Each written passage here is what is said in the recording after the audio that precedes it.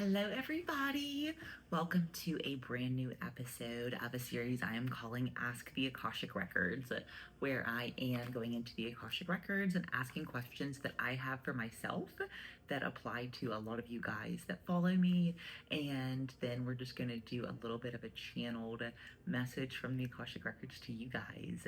So if you're new here, hi, I'm Madison. I work with the Akashic Records, which is your soul's library, where you can find information about your past lives, and you access the Akashic Records through a channeled state of meditation.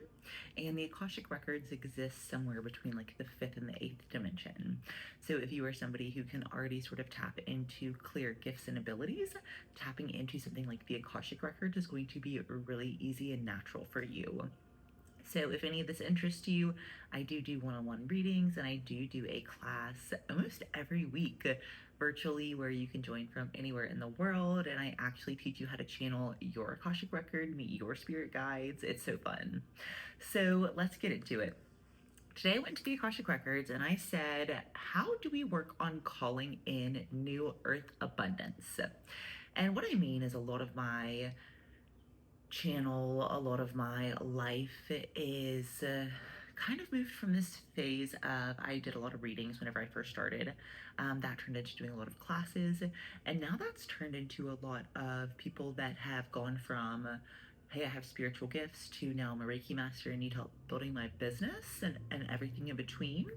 So this is more going to be focused for people who are maybe in that journey where you're wanting to maybe step out of the grind, the 9 to 5, whatever, and step fully into your purpose. This is basically the ideal audience for this. So we're going to talk about how to call in new earth abundance. The beginning y'all are not gonna like, but please don't skip. I promise it's important because I've been doing this for myself and it fucking worked, okay?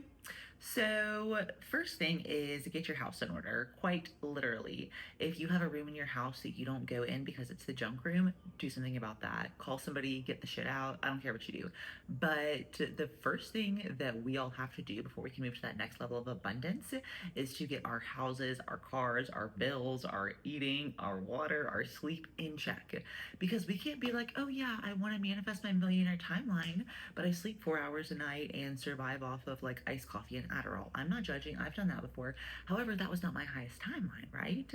And so now I've stepped into this phase where my house is quite literally in order. Like everything has a place for the most part. Anything that is old energy is out. What I mean by that, if I have outfits that I wore to specific events that I have negative memories of, those outfits are gone. If I'm actually selling 3 watches right now on Facebook Marketplace because I was like, I have 3 watches that I got from my ex-husband. I don't have a use for those. That's the kind of stuff, like get it out, get your house clean, get your space organized, get everything ready to go. And same thing with car. So 2 of the main places that we have the power to control in terms of, I'm going to relate this back to feng shui for you guys, is getting your house and your car in order. What I'm going to tell you about this is interesting. So probably about 2 years ago, I had just started my business, and maybe this was a little longer than 2 years ago.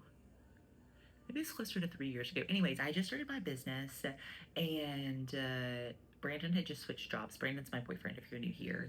And we had like a 2 or 3 month time span where like everything broke. Like we had both just got to a point of kind of getting used to new income, and then just like everything broke. And like it was just like we'd get one thing paid off and the next thing would come in, right? Like I mean cars, dishwasher, like just the wildest things. And then I heard that one of the biggest things for feng shui is plumbing, and that if you have pipes in your house that are clogged or don't work, then that is symbolizing in your life just like as soon as you get money, it goes right back out. And so I was like, okay, at this point, I'll try all the techniques, right? So while we had this cycle going on, we did not have a working second bathroom. We had a bathtub that had never worked since I bought the place, and then a toilet that like ran too much. I don't know how else to describe it in plumbing terms. So we ended up spending, I want to say it was like $400 to get it all done. Compared to all the other stuff that we had to pay for, we were just like $400 for the plumbing. Like, let's do it. And what's interesting is once we did that, all these other series of events stopped. And so I was like, holy shit, it really is about getting your foundation correct and then allowing the abundance to flow in. And I've seen that with all these other areas of my life. Once I started to get my house in order, then I started to have opportunities to host and to have people over and to feel more creative whenever I work from home, which is most of the time. And whenever I wanted to manifest a new car, this is a crazy story that's been unfolding real time. Beginning of the year, I was driving a two-door Volkswagen EOS, so like little two-door convertible, and I am about 5'10". My boyfriend is over 6 feet tall, and then I have a stepson who has a car seat in the back. So we could not all three fit in my car, which meant every time we traveled, we had to take Brandon's truck, and so I really wanted to have an SUV where we could have another vehicle to like take to the mountains. We could all actually fit in my car, you know, the basics. And so at the beginning of the year, I was like, okay, I'm getting a new SUV this year. And a bunch of really interesting things happened, but essentially I ended up getting into a car accident that ended up totaling my car. And I ended up probably what I thought was getting a very fair amount of money for my car from insurance, which I probably would not have gotten if I had just sold my car. And then about this time, my grandmother, we were moving her into memory care. And so we were obviously, you know, selling her car because she hasn't been able to drive for a while now. And so her car happens to be an SUV. So that ended up being the car that I moved to that happened to need to be sold right in the same time frame that I happened to get into this car accident. And what I had been doing is I had been prepping my car as if I was about to sell it. Like it was cleaned out, everything was, you know, out of like the glove compartment and like the trunk, like it was ready, right? And basically, I got my surroundings ready for the new thing. And then the new thing came in this way where like I never could have fathomed any of that, right? So, another thing coming up is if you have any bills you haven't put on auto pay, do that. Because I personally have gone through this cycle of losing debit cards over the past, you know, several years, and some things I now have just drafted to my bank account. But either way, me not having my bill set up on auto draft causes a lot of mental space where I'm like, oh my gosh, did I pay that bill? How long has it been since I paid that bill? Did I set that one up for auto draft? We don't have time for that. Set it up, take care of it, move the mental clutter so you have time and energy to focus on your purpose. So eating. Right now, a lot of people who are shifting and feeling ascension symptoms are no longer feeling drawn to foods they used to like and are now feeling called to more new earth foods. Lean into that. I've been feeling called to a lot of fruits lately, and normally I'm not a super big fruit girly. I've always been a big vegetable girly, not as much fruits. So now I have a pretty solid amount of fruits and veggies that I like and can kind of interchange. And that alone has made such a difference. My other tip with that is to find one or two healthy go-to meals that you enjoy. Mine is I love to make a protein fruit smoothie with yogurt and a protein scoop. You can get like 30 grams of protein in these bad boys. So also, how old am I? I just said bad boys. That's like some shit my dad would say. Anyways, back to what I was talking about. Oh yeah, healthy meals.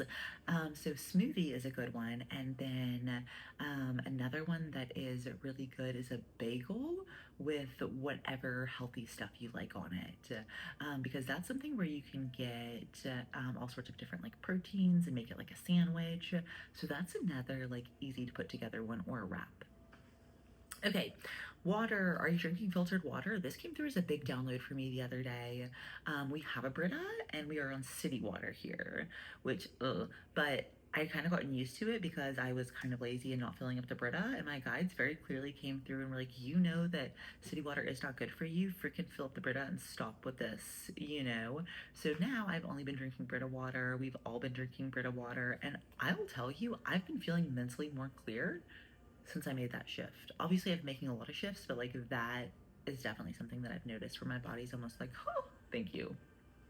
Okay, Sleep. If you are going through the process of up-leveling your spiritual gifts, your knowledge, you are probably going to need to sleep more. So I've been sleeping like 8 to 10 hours a night, and old me would have been like, girl, why are you sleeping so much? And this version of me is like, you're literally up-leveling your whole life. Of course you have to sleep more, you know? So allow your body the rest it needs. And I personally try to have 1 or 2 days a week where I don't have a need to be up by a certain time. And sometimes for me that's the weekend. Sometimes it happens to be 2 random days during the week if I like have events on the weekend. It just depends. But I try to have 2 days a week where I don't have to like force myself to get up at a certain time, you know? Um, so those are my housekeeping items. Get your house in order, and then we can move into how to actually bring in the abundance. So put yourself out there in places you need to be. Get out of hermit mode. I am talking networking, fairs, events. I don't care if it makes you uncomfortable and it's out of your comfort zone. If you feel drawn to go to like a networking event, it's for a reason. So me personally, I used to hate networking when I worked in the corporate world. And then I started my own business, and like you have to network, right? So I joined this holistic collective that's in the area that I live in, probably 2+ years ago. And I just started going to these holistic collective networking meetings, and I have met so many people that have helped me in my journey, and I have also met so many people that have become clients of mine. So that's a very tangible way where I can look back and say I stepped outside my comfort zone, and nothing but good things have come from that. Same thing with me going and working fairs and events. I remember the first time I went to go work a fair, I pulled up and I was like, I should probably just like leave, right? Like no one will know that like I came, like probably nobody wants to work with me. I had so much imposter syndrome at the time. And then I wish I could remember like how much money I made that day because I can't remember like offhand. But I remember it was a 1 day fair, and I called my mom at the end of the day and I was like, Mom, you will never believe how much freaking money I made today. And like this is not like a lot of money. Like it's like maybe like 400 or 500 bucks, you know? But for me, as somebody who didn't know how to make any money in this, being able to work a fair where, I bring in 400 or 500 bucks, and then of course, you have to take into account fair fees and travel and all that. But I was like, oh my God, the money exists.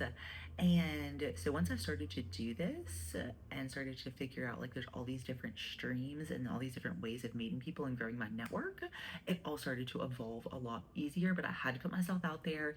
And what I wrote down there is bravery feels like fear at first.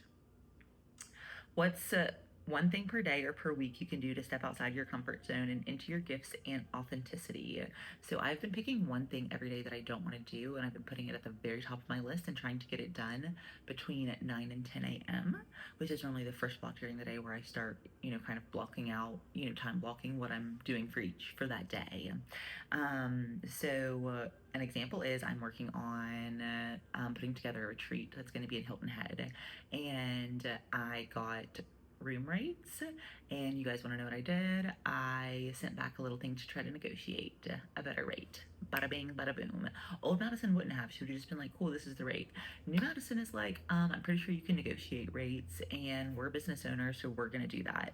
And for me, that feels very like uncomfortable. And so like that was the thing where I was just like, nope, first thing, I'm going to like write back with this.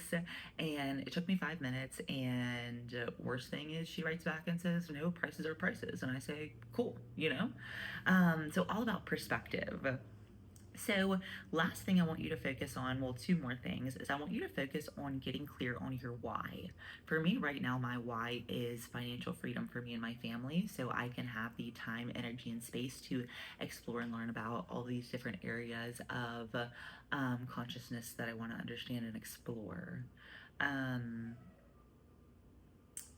and That's kind of like my, financial why. Everybody's financial why is different, but then like my why with and like sole purpose is to try to awaken and support as many light workers as I can through their spiritual evolution journey, learning how to work with their gifts, whatever that looks like. And so I think you have to have both of those. If you're working towards building something, you have to have a financial goal because we have to pay bills, but you also have to have a takeaway for something that you're really passionate about doing, that regardless of whether or not the money's there or not, you want to do that thing. Next thing, get clear on your offer and your impact. And so for me, I realized whenever I first started doing this kind of work, I was selling the name of the service, not the transformation you get in the service, if that makes sense. So being able to take your offer and be able to say, here's my offer, but here's actually the transformation that it's providing for you, is another really fundamental piece of just kind of putting all this together to really be able to call in your new earth abundance. So I hope you guys enjoyed this episode. I will see you guys next Tuesday on YouTube or next Monday on the Mystery School. The Mystery School, if you don't know about it, is a mystery school where every Monday I drop different channeled messages, remote viewing experiences, different activations, I teach you guys how to do like past life regressions in there, all this cool stuff. You can try it for a week for free. I'll link it in the show notes. If you do like it, it's only $22 a month. And also, this is my plug to get an Akashic Records reading with me, because I did an ad earlier where I was like, I bet you a 60-minute reading with me where you can figure out like your soul purpose, your soul mission, and what to do next is probably costing less than your last trip to Target. So things to think about. All right, love you guys. Thanks for tuning in, and I will see you guys next time.